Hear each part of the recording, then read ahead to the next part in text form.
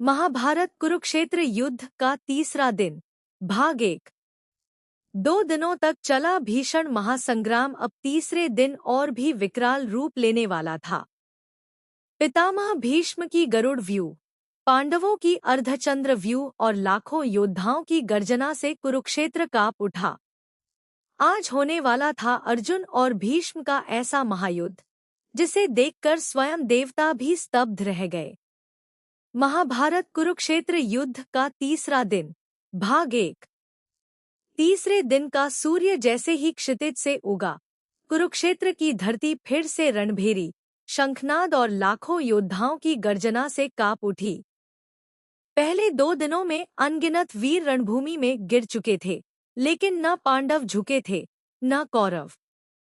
आज का दिन महायुद्ध की दिशा बदलने वाला था। पितामह भीष्म ने अपनी विशाल सेना को गरुड़ व्यूह में सजाया। उनका उद्देश्य स्पष्ट था, पांडव सेना को चारों ओर से घेरकर निर्णायक आघात करना। इसके उत्तर में धृष्टद्युम्न ने अर्धचंद्र व्यूह की रचना की ताकि भीष्म के प्रचंड आक्रमण को रोका जा सके। एक ही क्षण में दोनों ओर शंख गूंज उठे। लाखों रथ बिजली की गति से आगे बढ़े। हाथियों की चिंगाड़, घोड़ों की टापें, तलवारों की टकराहट और बाणों की वर्षा से पूरा कुरुक्षेत्र युद्ध की ज्वाला में जल उठा। उस दिन पितामह भीष्म मानो स्वयं काल का रूप धारण कर चुके थे। उनके धनुष से निकलने वाला प्रत्येक बाण पांडव सेना पर वज्र की तरह गिर रहा था। जहां उनका रथ पहुंचता, वहां वीर योद्धा एक एक कर धराशायी होने लगते। कुछ ही समय में पांडव सेना की अग्रिम पंक्तियां डगमगाने लगी। यह दृश्य देखकर भीमसेन का रक्त उबल उठा। वे सिंह की गर्जना करते हुए अपनी गदा लेकर कौरव सेना के मध्य कूद पड़े। उनके प्रचंड प्रहारों से रथ चूर चूर हो गए, हाथी पीछे हटने लगे और अनेक योद्धा भयभीत होकर मैदान छोड़ने लगे। दुर्योधन ने अपने भाइयों को भीम को रोकने भेजा, पर भीम का वेग किसी प्रलय से कम नहीं था। उधर अर्जुन का गांडीव निरंतर गूंज रहा था। उनके बाणों ने कौरव सेना की कई टुकड़ियों को रोक दिया। भगवान श्रीकृष्ण अद्भुत कौशल से रथ चला रहे थे और हर पल अर्जुन को सही दिशा दिखा रहे थे। कुछ ही देर में वह क्षण आया जिसका सभी को इंतजार था। पितामह भीष्म और अर्जुन फिर आमने सामने खड़े थे। दोनों महायोद्धाओं ने एक साथ बाणों की ऐसी वर्षा की कि आकाश तीरों से ढक गया। सूर्य का प्रकाश भी धुंधला पड़ गया और रणभूमि में उपस्थित प्रत्येक योद्धा इस दिव्य युद्ध को देखकर स्तब्ध रह गया। श्री कृष्ण समझ चुके थे कि यदि भीष्म को शीघ्र नहीं रोका गया तो पांडव सेना को अपार क्षति होगी। उनके नेत्रों में तेज बढ़ने लगा। इतिहास एक ऐसे क्षण की ओर बढ़ रहा था जब स्वयं श्री कृष्ण अपने जीवन की प्रतिज्ञा तोड़ने के लिए तैयार हो जाएंगे।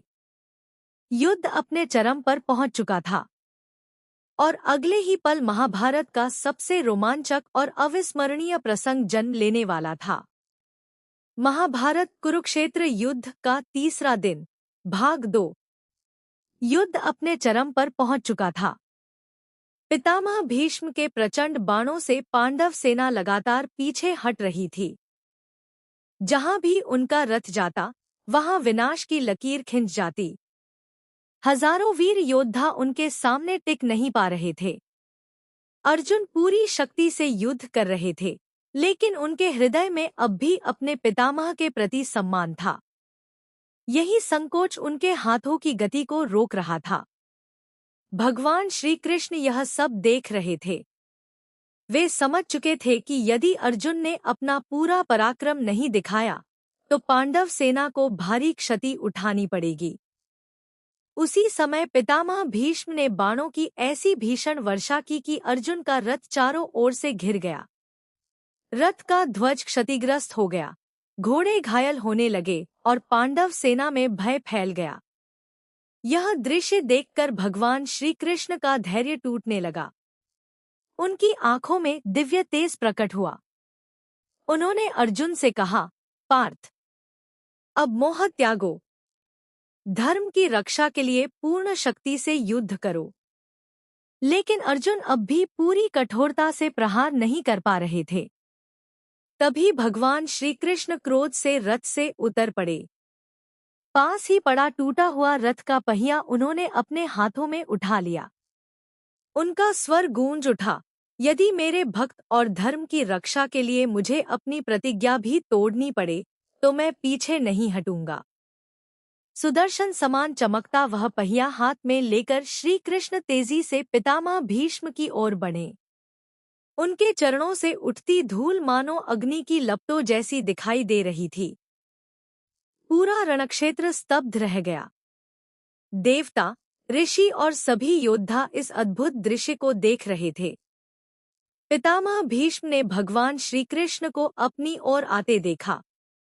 उन्होंने तुरंत अपना धनुष नीचे रख दिया, दोनों हाथ जोड़ दिए और मुस्कुराते हुए बोले, प्रभु, यदि आपके हाथों मृत्यु मिले तो इससे बड़ा सौभाग्य मेरे लिए कोई नहीं। आइए, मैं आपका स्वागत करता हूँ। उसी क्षण अर्जुन दौड़कर श्री कृष्ण के चरणों में गिर पड़े। उन्होंने विनती की, हे माधव, कृपया अपनी प्रतिज्ञा मत तोड़िए।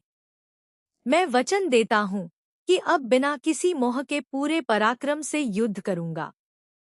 अर्जुन के वचनों ने श्री कृष्ण का क्रोध शांत कर दिया। उन्होंने रथ का पहिया वहीं छोड़ दिया, अर्जुन को उठाया और कहा, पार्थ, अब समय आ गया है कि धर्म के लिए अपने सभी संकोच त्याग दो।